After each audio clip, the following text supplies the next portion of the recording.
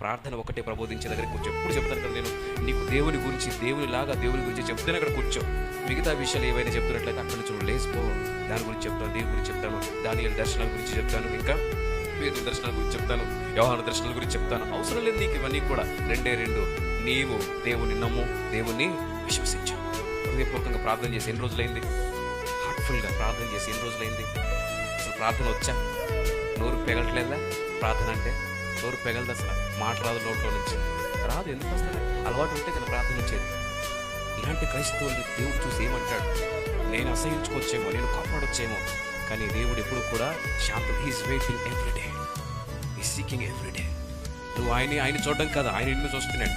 హృదయపూర్వకంగా ఒక్కసారి ప్రార్థన చేస్తే నిన్ను ఆవహించి నీలో ప్రవేశిద్దామని. ఇంట్లోకి వస్తే ఎలా ఉంటుంది? నీ ఒంట్లోకి వస్తే ఎలా ఉంటుంది? దేవుని నమ్ము, దేవుని విశ్వసించు, దేవుని యొక్క ఆత్మాభిషేకంలో అనుభవించగలుగుతాం, ప్రార్థన శక్తిని అనుభవించగలుగుతాం.